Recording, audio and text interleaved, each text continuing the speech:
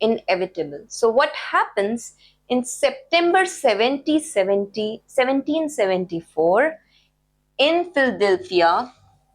Now, important point here that the delegates of 12 colonies, okay, except Georgia, they meet at Philadelphia to coordinate this resistance. First thing is happened this.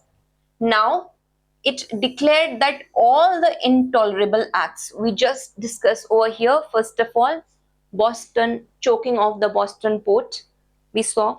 Second thing, that any kind of meeting could not be held, right? Complete power was given to the British military. So they said any kind of these intolerable acts which are passed are totally unconstitutional, and they voted for non-importation, non-consumption, non-exportation, or you can say total boycott until they were repealed. And they set up some communities to even inspect these boycotts which were happening in the Northern American colonies. Now, outcome was that by 1775, again in Philadelphia, Second Continental Congress was held, and this time all the 13 colonies, they attended the meeting, and it was Benjamin Franklin, we have seen right above, the intellectual thinker who had developed the American Philosophical Society, right? He even attended the meeting.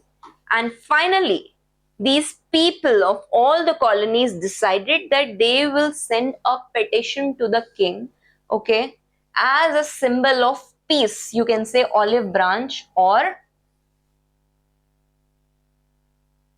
peace, as a symbol of peace. Okay, but all these petitions were rejected. So finally, the Congress, it urged the colonial militia was taking in charge over there to now further prepare for the struggle. Okay, and what happens? It was George Washington over here who was appointed as a commander-in-chief for the 13 colonies of North America. Okay, you understand, mostly it was not because of any social reason.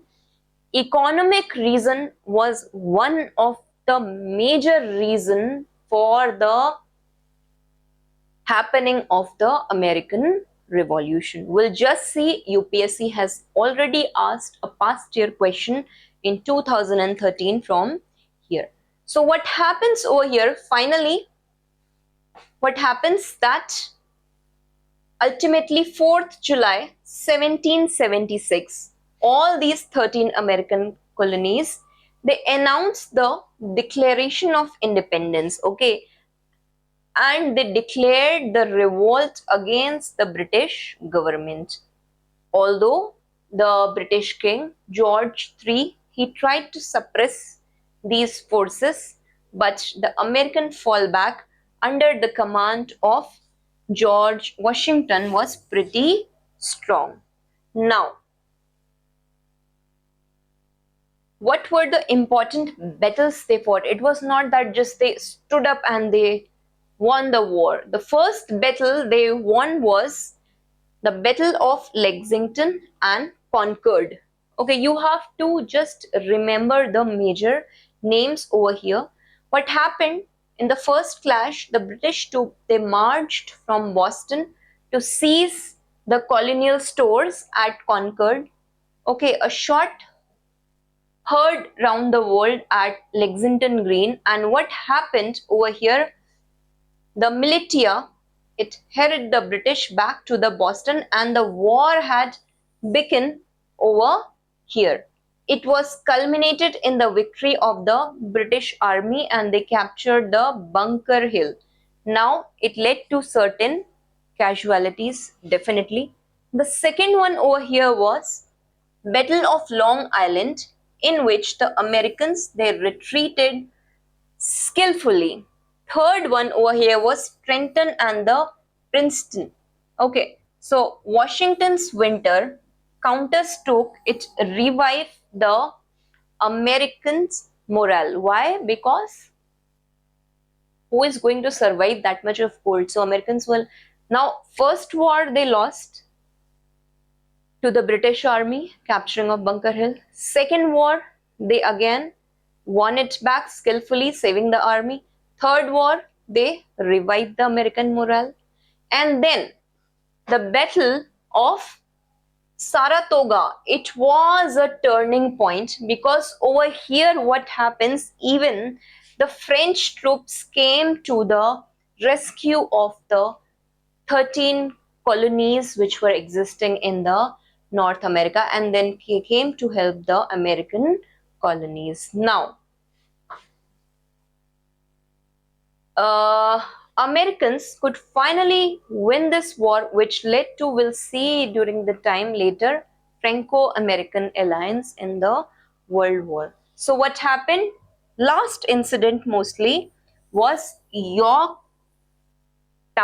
which ended into a decisive end, because over here Lord Cornwallis from British Army was totally defeated. Okay, and he further surrendered to the commander-in-chief of the 13 American colonies, who was George Washington, and finally it led to the American victory and subsequently the independence over here. Is it clear? One major outcome that I'll be discussing over here will be the Treaty of Paris. Remember this word? It was signed between British government under the Lord Pitt and the 13 American colonies, and in this pact, England had recognized all the 13 colonies as completely independent, and even the area from, it is said that Mississippi to the Appalachian Mountains, it was completely considered as a part of USA, and the boundary of USA was demarcated along the line of Ohio. So what is important? Treaty of Paris, recognition of 13 colonies of US, totally independent, 4th July 1776, okay, and Yorktown battle. Now let's